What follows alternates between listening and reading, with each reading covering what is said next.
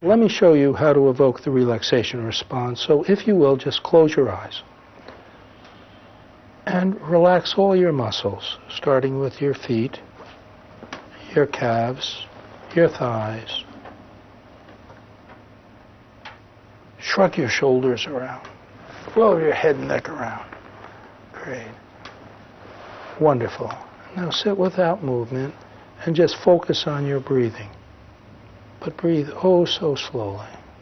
Each time your breath is coming out, say silently to yourself the word calm.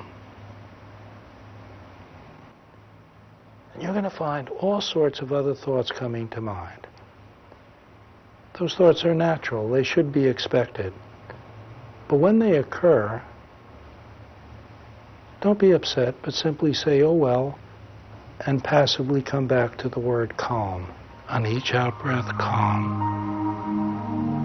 And as the other thoughts come to mind, just, oh well, and back to calm. This is a simple, basic form of meditation.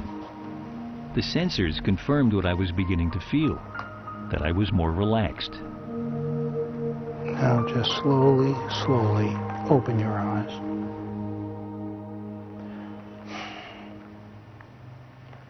How was that? It's nice. You got into it nicely. What did the physiologic changes show? I think the most dramatic one was your muscle tension, measured right here. Before it was so high, it was off the screen. and after about a minute and a half, it came down quite nicely. This is how you can use the mind to affect the stresses of the body. And to the extent that any disorder is caused or made worse by stress, to that extent we can use this as a therapy. Is there a difference between what you might call chronic stress and momentary stress? I mean, is it good for you to have short bursts of stress that you can handle? The more the stress, the more efficient you are, the more productive you are, but to a point. When it gets too chronic, and then performance and efficiency start dropping off. And that's what most people are experiencing. John Goddard is one of the beneficiaries of Benson's relaxation therapy. Once a victim of panic attacks, depression, and high blood pressure, he's now mentally stable and off his blood pressure medication. He says his daily meditation is responsible. It's given me my life back. I was hiding in my house for 12 years. I was so frightened. And now I'm out in the world. I'm actually working again. It's just so fantastic. This is northern India, the foothills of the Himalayas, and the year is 1981. These scenes were filmed on visits led by Herbert Benson to track down experts in Tummo Yoga. It's practiced by Tibetan monks who had followed the Dalai Lama here when he was exiled. Benson, knowing of the Dalai Lama's reputation for openness, got permission to investigate. For years, the practice of Tummo has been a secret within Tibetan Buddhist practice, and you allowed the West to have studies of this for the first time. Well, why is that?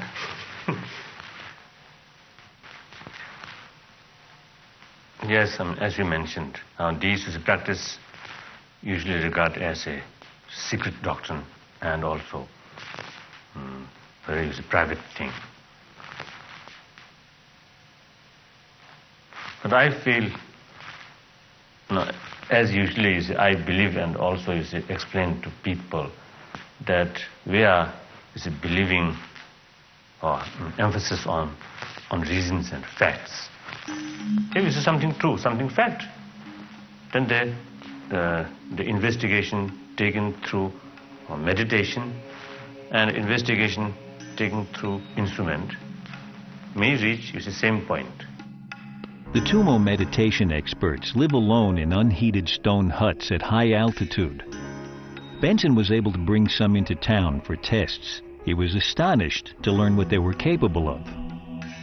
What their monks can do in Tummo Yoga is essentially naked in midwinter in 40-degree Fahrenheit temperatures, take a sheet measuring 6 by 3 feet, dip it in icy water, wrap themselves in that sheet.